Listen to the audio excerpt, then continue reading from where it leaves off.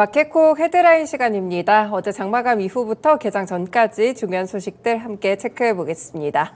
네, 오늘 첫 번째 소식은요, 바로 현대차 그리고 삼성의 협업과 관련된 소식입니다. 현대자동차가 차기 제네시스에 삼성 디스플레이 OLED를 탑재할 예정인데요. 현대차는 최근에 진행했던 제네시스 디스플레이 입찰에서 삼성의 디스플레이를 최종 공급사로 선정했습니다. 지금 현대차가 요구하고 있는 디스플레이는 25인치 OLED인데요. 크기로 밀어서 봤을 때 가로로 긴 형태고요. 그리고 현대차는 운전석부터 센터페시아까지 아우르는 OLED 패널을 적용할 것으로 보입니다. 지금 신차 개발 기간을 고려했을 때 2년에서 3년 정도 뒤면은 차기 제네시스가 나올 것으로 보이고 여기에 탑재가 될 것으로 보이는데요.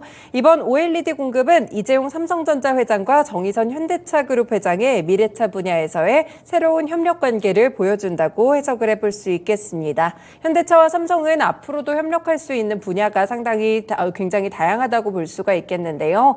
이전에는 삼성이 좀 자동차 산업에 진출을 하게 되면서 양사가 경쟁 관계 구도에 놓이기도 했었지만 지금은 협력에 대한 부분들이 더욱더 기대가 되고 있고요. 특히나 자동차의 전장으로 필수적인 반도체에 있어서는 양사가 상호 보완적인 관계가 될 것으로 보입니다.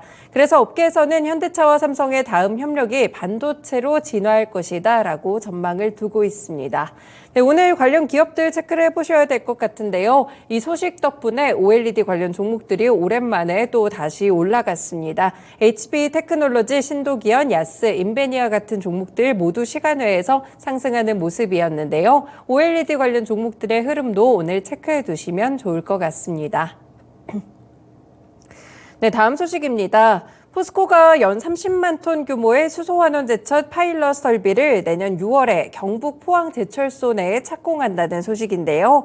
수소환원제철은 석탄 대신 수소로 쇳물을 뽑아내는 신공법입니다. 탄소 배출량을 굉장히 많이 줄일 수가 있기 때문에 꿈의 기술로 꼽히기도 하는데요.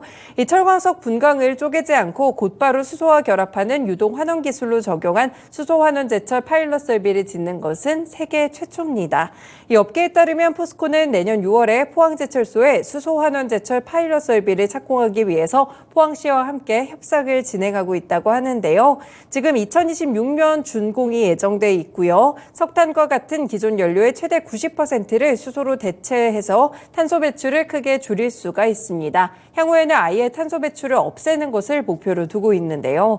지금 포스코는 그동안 실험해왔던 수소환원제철 공정을 대규모 플랜트에 적용한다는 목표를 가지고 있습니다. 그래서 2031년은 포항에, 2032년 전남 광양에 대규모 플랜트를 착공하는데요. 각각 2033년 그리고 2034년에 완공한 이후에 생산에 들어갈 예정입니다. 이렇게 꿈의 기술을 위해서 다시 한번 포스코홀딩스 한 발짝을 내딛고 있는 모습인데요. 오늘 주가 흐름도 포스코홀딩스를 통해서 함께 체크해 두시면 될 것 같습니다.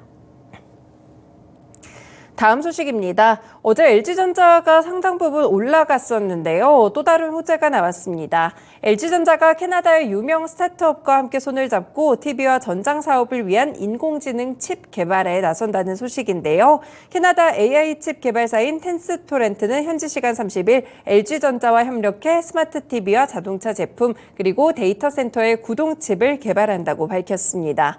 캐나다 토론토에 위치한 텐스토렌트는 2016년 창업한 AI 칩 개발 스타트업인데요. 전설적인 칩 설계자로 평가받는 짐 켈러가 현재 CEO를 맡고 있습니다. 이 스타트업은 현재 시장 가치가 거의 10억 달러 정도에 이르는 것으로 평가를 받고 있는데요. 특히나 텐스토렌트가 파트너십을 공개적으로 밝힌 것은 이번이 처음이라고 합니다. 이번 파트너십을 통해서 LG는 프리미엄 TV 플랫폼에 텐스토렌트의 AI 기능을 추가하고요. 텐스토렌트는 데이터 센터 포트폴리오에 LG의 비디오 코덱이나 영상 압축 이런 부분들을 추가할 수 있을 것으로 내다보고 있습니다. 이렇게 또 새로운 협력 관계가 탄생을 했는데요. 오늘 LG전자 주가 장에서 또 확인을 해보시면 좋을 것 같습니다. 어제도 큰 폭의 상승으로 거래를 마쳤는데 추가적인 소식이 반영이 될지 이 부분도 보시면 되겠습니다. 네, 한국형 발사체 누리호가 지난 25일에 발사를 했는데요. 발사체에 탑사가 됐던 이 위성 8기 가운데 7기가 정상적으로 사출된 것으로 확인이 됐습니다. 그런데 부탑재 위성 중 하나인 도요세 3호가 정상 사출되지 않은 것으로 추정되고 있는데요. 이번에 한국항공우주연구원과 함께 과기부가 누리호 3차 발사 초기 데이터를 분석을 했는데요. 일단 1단 분리, 페어링 분리, 2단 분리, 차세대 소형 위성의 2호 분리, 큐브 위성 분리를 함께 수행을 했습니다. 하지만 도요세 3호가 사출간 문 개폐 신호와 3의 가속도 측정 값이 확인되지 않는 등 사출이 되지 않은 것으로 추정된다고 전했는데요.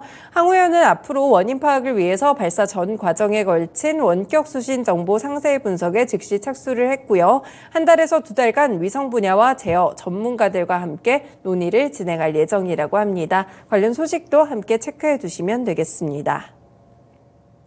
다음 소식입니다. 앞서서 북한이 첫 군사정찰 위성을 오늘 12시, 그러니까 새벽으로 넘어오는 시점에서부터 다음 달 11일 12시 사이에 발사하겠다면서 일본과 국제해사기구에 통보한 바가 있었는데요. 그리고 북한이 31일 예고한 대로 군사정찰 위성을 지금 발사한 것으로 보이고 있습니다. 합동참모본부는 이날 북한이 남쪽 방향으로 북한이 주장하는 우주발사체를 발사했다고 밝혔는데요. 지금 발사체의 정확한 재원은 군 측에서 분석을 하고 있다고 합니다. 이렇게 대통령실은 북한이 남쪽 방향으로 발사체를 발사하자 긴급 국가안전보장회의를 즉각 소집한 것으로 알려지고 있는데요.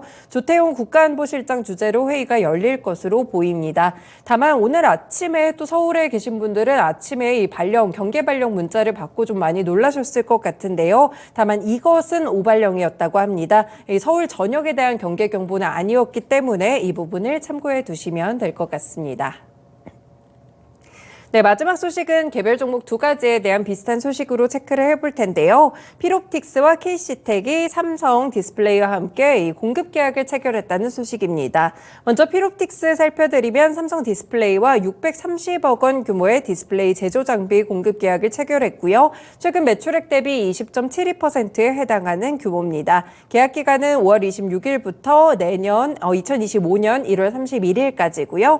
KC텍 역시나 삼성 디스플레이와 357억 원 규모의 디스플레이 제조 장비 공급 계약을 함께 체결을 했고요. 계약 금액은 최근 매출액 대비 9% 정도에 해당하는 규모입니다. 계약 기간은 2024년 6월 30일까지고요. 최근에 삼성 디스플레이와 이렇게 계약을 체결한 기업들의 공시도 눈여겨보시면 좋을 것 같은데요. OLED와 관련된 소식과 더불어 오늘 삼성 디스플레이 쪽에도 상당한 호재성 뉴스들이 많이 나오고 있습니다.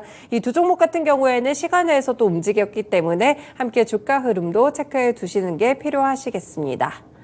네, 이렇게 오늘도 6가지 소식들 함께 봤습니다. 마켓콕 헤드라인이었습니다.